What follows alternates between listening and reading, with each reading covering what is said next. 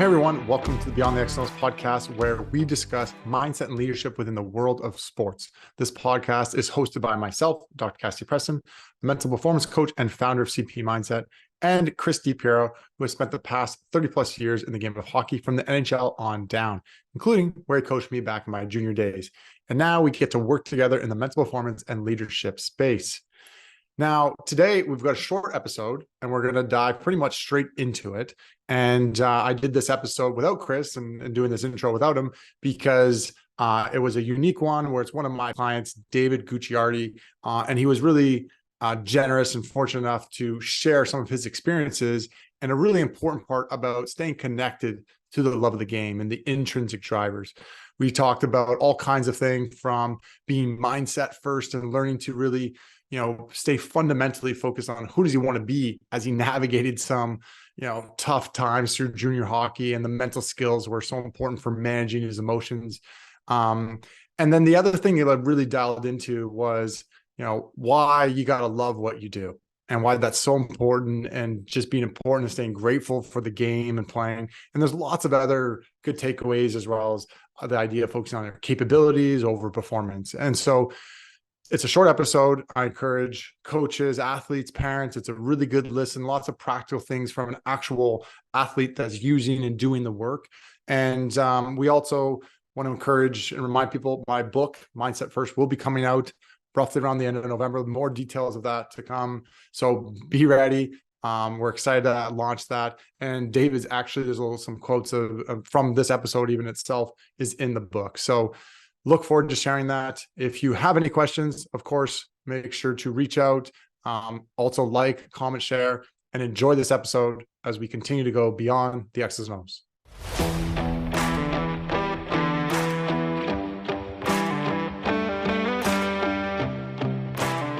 All right, Gooch, you're on the podcast. Thanks for coming, buddy.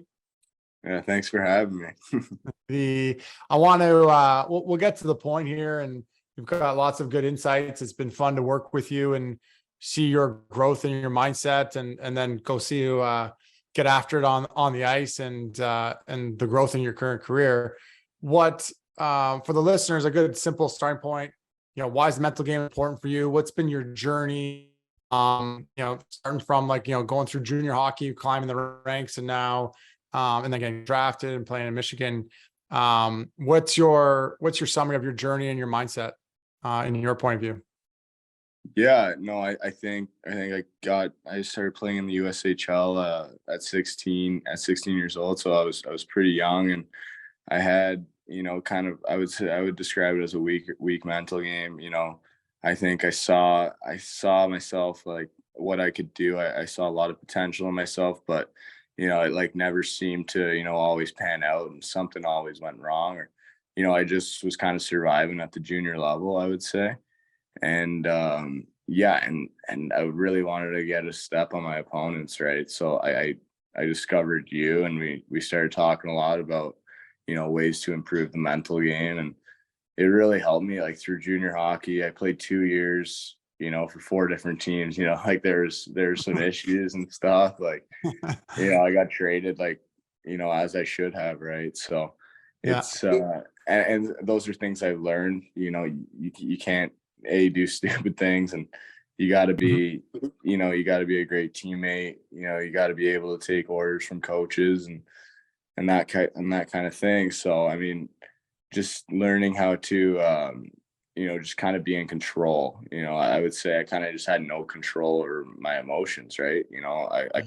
It wasn't that, I didn't love the game or anything. I always loved the game, and, it's something I always loved to do, but, it would almost hurt so bad when something went wrong, and I would kind of, snap. And I think, some of the techniques, like just reset routines, getting different terms in there, like understanding what it means, that's not really the end. You're going to get another chance. You're going to have more opportunities. So I think just learning that throughout juniors and getting to college, just continue to learn. Right. There's so many great resources. And I think having like a learning first mindset is, you kind of learn from people around you and take that with you, and you just become a better person, hopefully. Right. So I think that's kind of been my journey to here.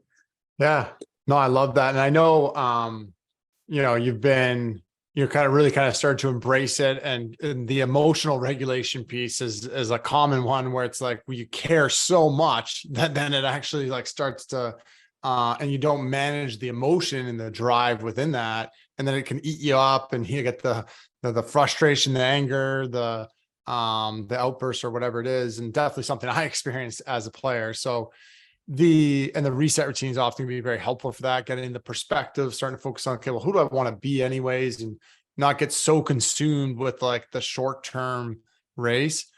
One of the things I know I want to get into, and there's a couple ways that will unfold this, but like one of the most impactful strategies often is the alter ego and the narrative work, and also making sure people stay connected to their why, their love of the game.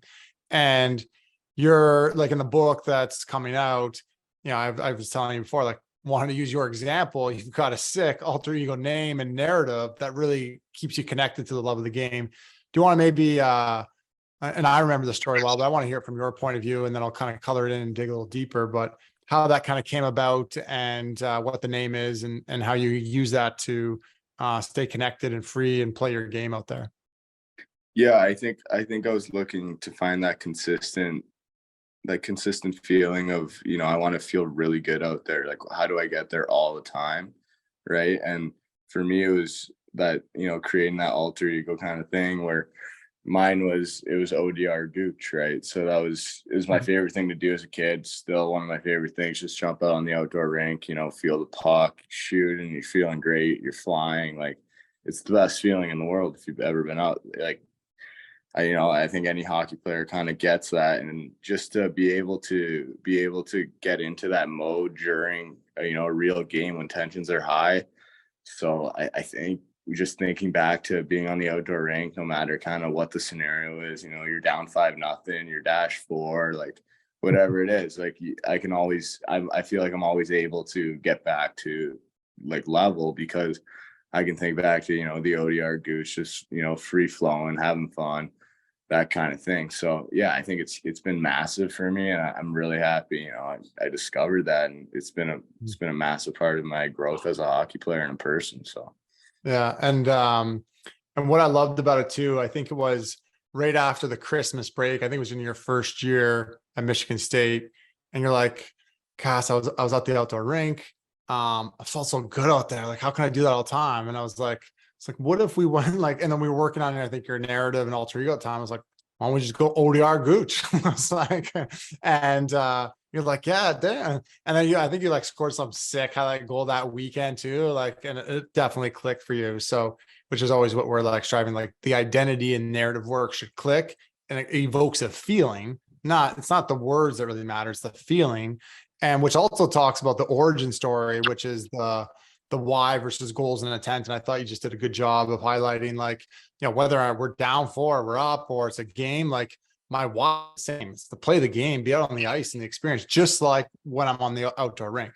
The goals and the context, now that's different. Like, there's a goal in the context that is definitely different on, at the game, or you're up or you're down, than when you're on the outdoor rink. But the why and the love of the game, it's the same, and staying connected to that is so powerful. And then obviously, you got drafted in that year, and things are continuing to progress. Anything else you want to say about that and the love of the game and the why? Otherwise, there are a couple of things I want to prime you.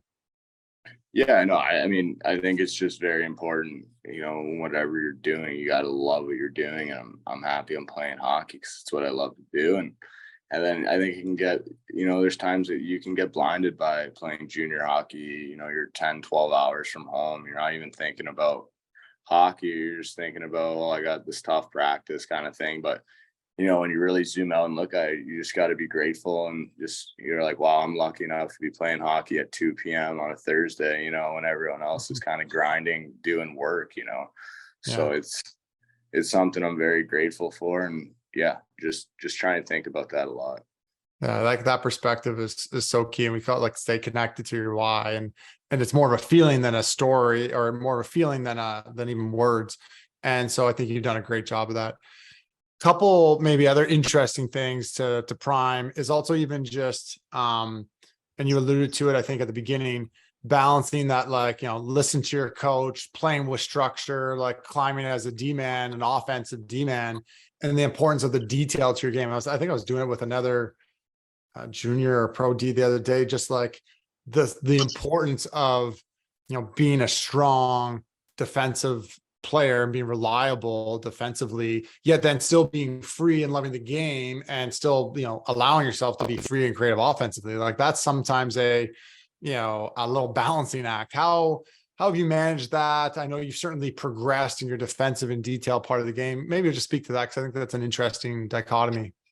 Yeah, I think defensively, unless you're Kale McCarr, you're gonna have to play some hard defense to get where we all want to go, right? Like I think kind of a playoff hockey mindset of like, especially in college hockey, it's 35 games. It's kind of not as much of a grind. Like you have more juice in the tank every game. Like you can play like that aggressive, like I'm going to be in your face, especially when you're going up against top guys like across the country. Like there's some really good hockey players. So you got to be in their face. Like, and if you're not, they're going to make you pay too. So then, and then there's times where you get the puck and you got to slow it down, or you got to be able to be calm and confident with it at the same time. So you can't just be like full, balls to the wall kind of thing. You gotta be able to manage both, right? So I think to get the puck, I'm in this big playoff hockey mindset, and then when I'm with the puck, I try and get to a very calm mindset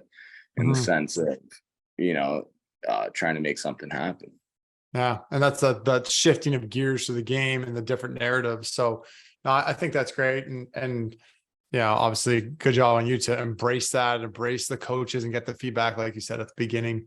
A couple other lines of thought, or to dive a little deeper. When you think of like the progress in your career, the next steps, what do you think are the most important things that have helped your mindset and the pieces, like the way you think, whether it's something we've already covered, or maybe it's other things like the reset, the reflection, or doing imagery, those other pieces that have served you and you want to make sure to keep doing. I know you've talked and working on being a leader, being more vocal, those things as well. What would you say your current priorities have been of late and going into now, as you go back for your third year? Yeah, I think capability over performance. It's really easy to get caught up in how you're doing that day. You're not playing great, and then I used to really get angry. Like when I didn't play great, I'd be so upset because I was like, this is the end of the world. But in reality, like there's 2 full periods where I'm still playing, still getting an opportunity to get out there, and I'm just kind of pissed, and it's taken away from my game, right? So I think when I started looking at my capability when I was having a shitty performance, that made it really, really impactful for me to be able to get out there with a smile on my face and like I got to help my team win here. Like that's the mindset, it's like, that's kind of all it is for me. Like the capability over performance was really big, and understanding that my capability is more important than how I'm performing. Yeah. And that's where like the confidence mistake most people do is they attach their confidence to the performance instead of to their capability. And so it's like, take out confidence out of it. Like, am I consuming my performance or my capability? And like, keep owning it. So kudos for you for owning that. And I think you're doing some great work. I don't want to keep your time short here, and we've covered a lot in a short amount of time. Any final thoughts or anything else you want to make sure, any coaches, upcoming players to learn about their own mindset, the mental game, leadership, any final suggestions, encouragement to anyone listening? Yeah, I think get on top of it as soon as you can, right? If you're a junior hockey player, whatever it may be, like I know it helped me a lot, and like, just kind of, it kind of slows it down. Kind of, I think things can go really fast a lot of the times, but when you work on the mental side, like you kind of feel things slowing down, I would say. And that was something massive for me. And yeah, and I think it's also like an area, like everyone kind of works out, everyone skates during the summer. So you got to kind of find something else where, people aren't doing it. So I think that was big for me to kind of get like a upper hand on opponents was, doing this. Like a lot of guys really aren't doing it, and it's incredibly beneficial. So yeah, like especially a lot of guys aren't doing it like consistently or really found something that clicks and works for them. They like kind of dabble with it. And sometimes there's a lot of like, oh, let's do some goal setting. Like, just be positive. It's like, nah, like those are like superficial, fluffy stuff. So no, you've been done a great job embracing it. I appreciate you getting to share today.